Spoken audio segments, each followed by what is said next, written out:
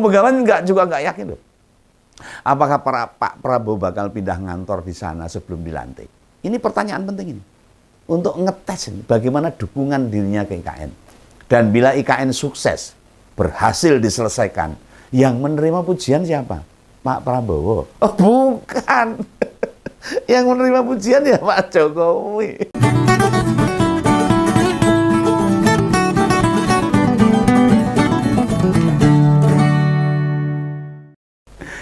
Mungkinkah IKN bakal mangkrak? Nah ini jawabannya di sini nih. Masa depan IKN akan jadi hal yang berbau untung-untungan. Nah, ngapain Begawan bilang begitu? Soalnya penggantinya Pak Jokowi ini, presiden terpilih, ogah nerima jabatan di sana. Pelantikannya tetap di Jakarta. Nah, jika serah terima jabatan di IKN, peristiwa itu bakal jadi memori loh. Jadi diingat-ingat, ingatan semua warga Indonesia. Lah kan dulu dilantik di IKN, lah ingatnya kan gitu. Masa kemudian dinengnewa, diamkan saja. Nah sementara program Prabowo juga butuh duit banyak. Wes orang umum itu pokoknya. Program itu sudah digadang-gadang sejak awal loh. Sejak kampanye dulu itu. Nah penting mana ini? Antara IKN sama makan bergizi penting mana dulu? Mana yang didahulukan? Nah, tanyakan pada para pendukung mereka. Om Begawan langsung jawab loh ini. Nah, bagi Om Begawan pribadi, memang kesalahannya itu ada di Pak Jokowi sendiri. Menurut Om Begawan loh. Nggak nuduh saya. Mengapa tidak mendukung orang yang berintegritas, yang menghormati dirinya, dan memastikan IKN akan diselesaikan dengan baik? Dan penuh cawe-cawe, sandiwara dan sebagainya. Ini sandiwara politik kelas dewa ini Pak Jokowi ini. Dan fakta sekarang ini malah membuat kita semua garima itu. Iya no, garing kritik no. Om Begawan senang kalau gini. Lah memangnya bisa apa kita ini selain kritik gitu. Wong orang yang dipilih melihat IKN bakal merusak program dia. Kan antara IKN dengan makan bergizi kan jadi harus dipilih, sama-sama menggunakan anggaran yang cukup besar. Nah, baik IKN maupun makan bergizi butuh duit ratusan triliun tiap tahun. Sebuah anggaran yang sangat besar, gak main-main ini. Nah, apa program subsidi yang mau dihapus? Ben rekoso tambah rekoso rakyatnya. BBM bisa melambung tinggi. Bukankah di janji politik Prabowo mereka siap melanjutkan? Intinya ini peristiwa politik yang ruwet ini saat ini.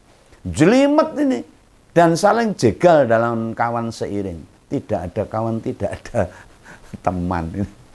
Sing ono mung jegal-jegalan. Harapan IKN akan dituntaskan penggantinya katanya. Ini bakal makin sulit terrealisasi. Jangankan pelantikan presiden, upacara 17 Agustus saja meski digelar di dua tempat. Nah, ada di IKN, ada di Jakarta. Nah, ini presiden sama capres terpilih. Ngomongnya loh ini, kabarnya akan dilakukan upacara di IKN. Nek sido. Itu kalau jadi loh. Oh, Jojo harus upacara kono banjir, batal itu loh. Nah, sementara IKN masih banjir di sana itu. Nah, sementara Kiai Ma'ruf bersama cawapres yang terpilih, upacara di Jakarta. Nah, dengan dua tempat penyelenggaraan ini, otomatis biayanya ya akan membengkak. Ngusung uang ning IKN berapa ratus, biayanya ora umum. Nah, jika Pak Prabowo tidak mau dilantik di IKN, apakah bulan depan dirinya siap upacara di sana? Saya nggak tahu, Rambo. Nanti bisa-bisa dibantah juga. Soalnya yang bicara upacara Pak Prabowo di IKN itu bukan Pak Prabowo loh yang ngomong loh, melainkan dari istana. Itu kabar dari istana. Lah nek njuk ora gelem Pak Prabowo, gimana ya? Wong dulu pernah kok ada usulan pembentukan presidensial klub, ya dibantah sama Ketua Umum Gerindra. Akhirnya sekarang kan ya adem-adem tuh. Tidak ada kabar presidensial klub lagi tuh. Nah, kubu Pak Prabowo bisa jadi merasa ini. Nerima jabatan di IKN, infrastrukturnya pendukung tidak sama dengan di Jakarta. Mungkin orang yang diundang atau hadir di sana sama, tapi rasa orang yang dilantik tidak merasa menjalani proses yang istimewa. Lah piye? Bangunannya atau jalan yang mau dipakai aja belum ada yang jadi ya. Iya, masih teng belengkra itu. Di tengah hutan lagi. Tempat untuk mengambil gambar juga belum banyak yang indah. View-nya itu belum bagus. Misalnya di foto itu elek banget.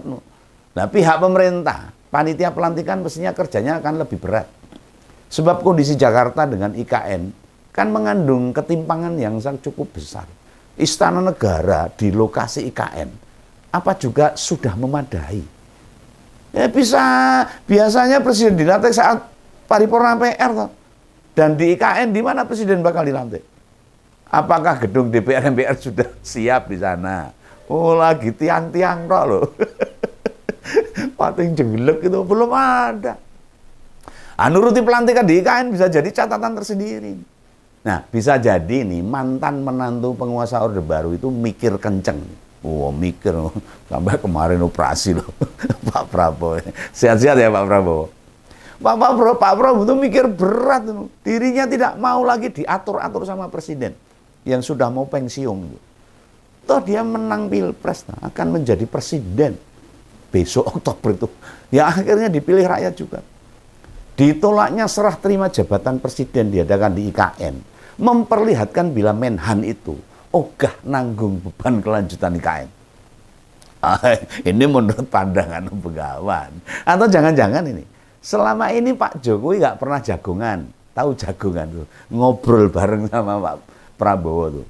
Ya misalnya bakal kayak IKN kelak itu kayak apa. Atau juga para menteri, bila sudah waktunya usung-usung ke sana.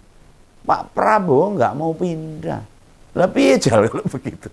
Akhirnya gimana? Lah bagi Begawan nih, bila ada perbedaan pandangan atau pikiran antara Pak Prabowo sama Pak Jokowi, lah mbok diselesaikan secara internal, meneng-meneng gitu loh.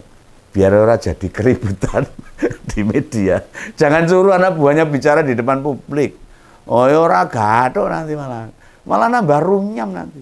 Nah, tentang tempat pelantikan, Pak Menteri PUPR yang juga kepala otorita IKN penggantinya yang kemarin mundur pernah nyebut di depan DPR di Senayan sana, pelantikan Pak Prabowo di IKN. Kemarin Pak Wakil Ketua Gerindra Pak Ahmad Muzani bilang pelantikan tetap di Jakarta. Ini udah beda ini antara ketua otorita IKN dengan dari Gerindra. Lagi piye ini? Jadi bingung nih masyarakat ini. Kok iso itu? Kontradiksi alias berseberangan. Beneran hanya disebabkan keinginan saja atau ada faktor lain? Nah, Pak Menhan hanya menjelaskan kayak gituan. Nah, kenapa mesti lewat Pak Muzani? Kalau cuma menjelaskan yang gitu-gituan aja.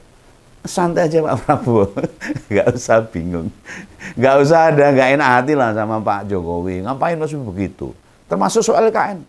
Kami rakyat itu menantikan. Apa sikap Pak Prabowo sebagai presiden terpilih? Mau melanjutkan atau menunda? Atau melanjutkan tapi sidik-sidik. Dikit-dikit. Kayak dikrikiti itu, dikit-dikit itu. Nah, bila melihat ke belakang, flashback lah. Memutar kembali beberapa pernyataan Pak Prabowo. Utamanya waktu kampanye.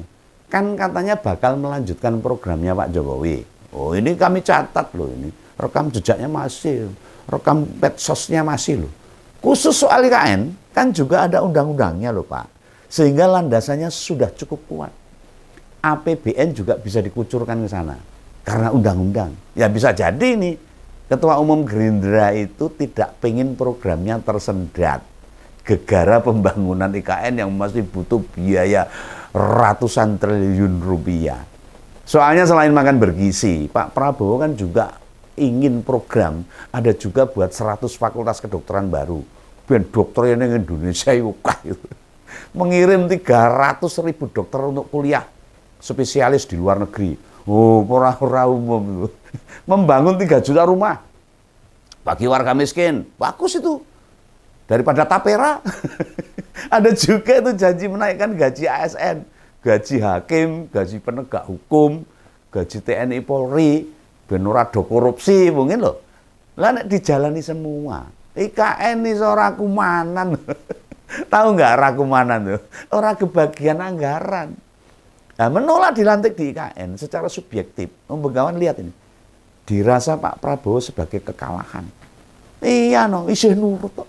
Simbol posisi dirinya di bawah bayang-bayang Pak Jokowi. Ijeh gelem diperintah sama presiden yang mau pensiun. Pak Prabowo harus kuat. Sebagai presiden terpilih harus gagal. Ditambah ini, di zaman semua serba teknologi seperti ini, bisa jadi dia khawatir. Tamu undangan malam meliput lokasi KN yang belum siap. Masih mau cagak-cagak. Wah, bisa nambahin beban dirinya sebagai presiden. Apa kata dunia nanti? Ya mau bagaimanapun, belum adanya investor asing yang masuk, yang tertarik di IKN. Beban psikologis Ketua Umum Gerindra ya tidak ringan. Pak Prabowo sekelimpungan. Apa proyek IKN bakal dikebut hingga Oktober nanti? Itu orang mungkin. Supaya terlihat rampung misalnya, 270% misalnya.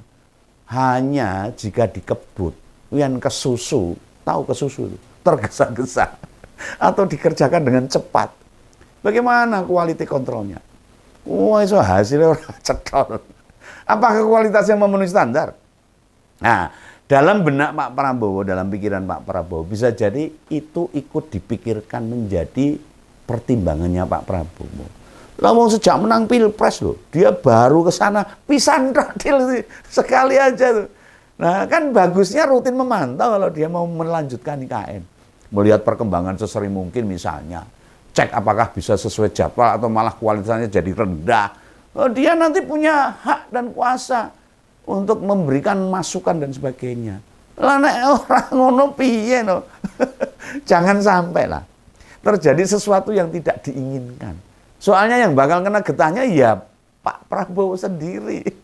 Om Begawan juga nggak yakin loh. Apakah Pak Prabowo bakal pindah ngantor di sana sebelum dilantik? Ini pertanyaan penting ini. Untuk ngetes ini, bagaimana dukungan dirinya ke IKN. Dan bila IKN sukses, berhasil diselesaikan, yang menerima pujian siapa? Pak Prabowo. Oh bukan. Yang menerima pujian ya Pak Jokowi. Pak Prabowo tinggal duduk manis menikmati fasilitas yang dibangun oleh Pak Jokowi. Nah, fakta-fakta inilah turut mempengaruhi sikap-sikap dirinya akan meneruskan atau membiarkan IKN jadi mangkrak. Nah, harusnya mengabaikan siapa yang dapat nama bila IKN rampung dengan baik. Masa masih mau nyari nama lagi. Ini orang manas-manasi loh kawan. Adanya perbedaan rencana pelantikan malah mempertontonkan masyarakat diberi tontonan, tidak ada komunikasi yang lancar antara presiden dengan calon penggantinya itu. Lah entah IKN yang tetap dilanjutkan, diteruskan, tapi alon-alon, atau mengutamakan makan bergizi. Rakyat nanti yang rugi. Lah duit APBN yang mayoritas berasal dari rakyat itu dipakai buat menjalankan program yang tidak berorientasi pada kesejahteraan rakyat.